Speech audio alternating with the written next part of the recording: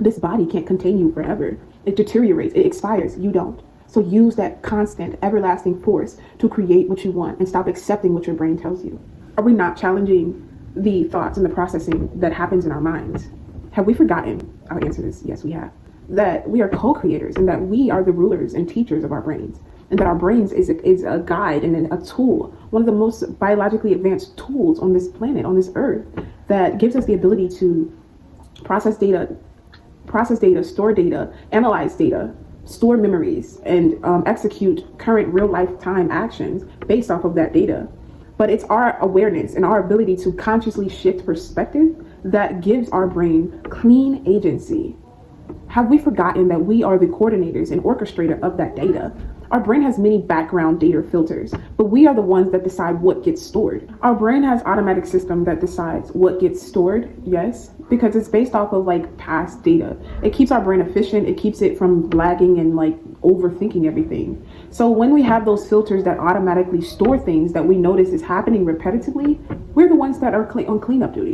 We have to say, what is this that keeps getting stored repeatedly that I don't like? And how do I adjust the perception more and more over time to now reprogram a different automatic system? We want to program our minds and our systems to work for us, not against us. So yes, our brain has a subconscious that does a lot of these works, that comes to a lot of these conclusions, but you have the power to challenge them. And it's quite literally your job to challenge these things that are being stored. So again, what are we doing?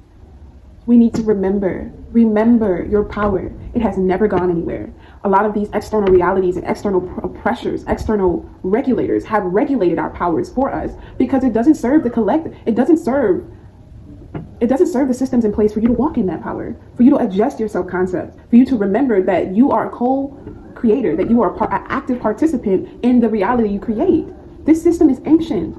It's ancient. And it's highly mechanical. There's so many things behind it, the inner workings of it, that allow it to be beyond human understanding. I believe we'll never fully understand the complexities of it, but what we do know is that it's powerful and that we have access to it. So let's use it. Let's use that access to shift our mindset to the one reference point that creates the world around them. You turn that power inward. Anything else is a waste of energy. You can't control anything or anyone outside of this avatar. You can't do it. So we need to take advantage of the power that we have within ourselves, the power that we forgot, the power that can be distorted. And we need to recognize what distorts it. Long-term magnetism is a key contributor to our self-concept being trash. A lot of us have lost the ability or have never had the ability to maintain and intentionally manifest long-term goals that we truly want. We have subconsciously told ourselves that it's not realistic because our brain has collected enough data to assume that standpoint. When are we going to switch it up? Is your life working for you in this current condition? Is it working out for you? Are you content? Do you think that as vast as this creation is, you were put here to be completely disconnected from anything, completely disconnected from the possibility of success? And success is such a broad term. There's so many ways to be successful, and it definitely depends on your values, but most of us agree that we want to be stable financially, that we want to be stable emotionally and within ourselves and our relationships. Most of us agree that that's the goal. Let's go into the trauma side of this. When you have been beat down, when your brain has learned that there is no escape, you have to remember that our brain is designed to keep you alive, because to survive the unthinkable is to be able to eventually recalibrate yourself to be functioning from a creative standpoint, meaning you've acquired safety and now it's time to get back to business.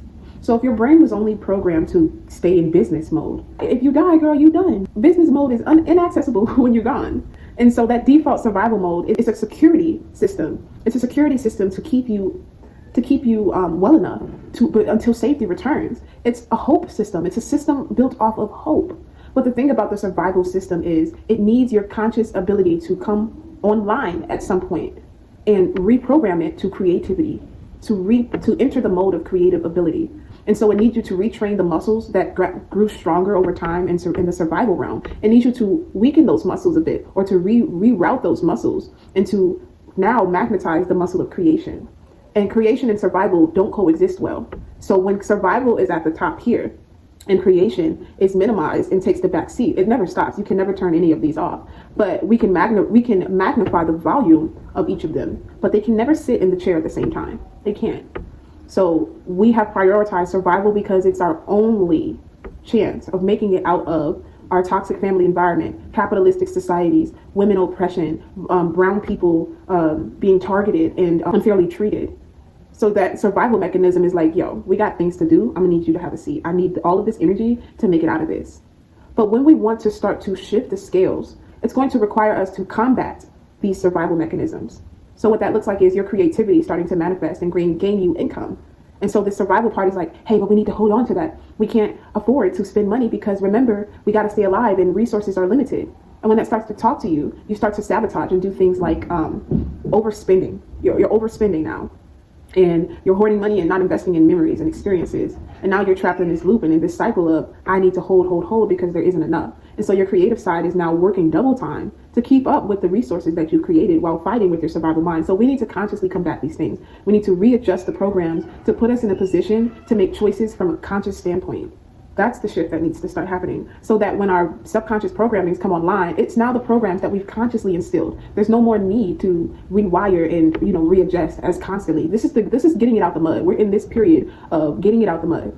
So it's always going to be harder when you're a generational curse breaker, when you're the person that's rerouting traditions. It's going to be hard. It's going to be tiring. You're going to feel like you can't keep going. It's like labor, literally. When the baby is just about to come out, your uterus is constantly contracting and girl, you'd be like, oh God, please make this stop. But it's right at that moment that you're getting ready to be delivered one of the best gifts that creation can yield to you. So it's hard. You're getting it out the mud. But once the baby is here, it's a new set of challenges. So once you get past that survival, that survival loop that you're in, and you finally get to a creative standpoint, yes, it's going to be hard to maintain, but so surviving was hard to maintain too. This one gives you revenue, it builds, it gets you to a place where you can actually see the fruits of your labor and not feel depleted constantly, because survival is only supposed to hold you up for so long. A floaty is meant to make sure you don't drown, but you can't stay in the water forever. You need to be able to work those muscles to climb up onto the helicopter when it comes to get you. And now you have to remember how to live again. So I want us to keep this in mind. Keep this in mind that we've forgotten that we are co-creators with our subconscious mind. We teach our brain, not the other way around. Your brain is a powerful tool, yes, but sometimes we glorify our brains because we don't feel capable. But you are much more powerful than the system that is helping you construct reality. You are something that cannot be embodied and what is not embodied. You are something that cannot be contained. This body can't contain you forever. It deteriorates, it expires, you don't. So use that constant, everlasting force to create what you want and stop accepting what your brain tells you. That's it for now. And I ain't trying to yell at y'all. I'm just serious, okay? I'm serious. This needs to change. I refuse to keep allowing ourselves. I refuse to not be this constant reminder of allowing ourselves the freedom of using our power. Okay? Until next time.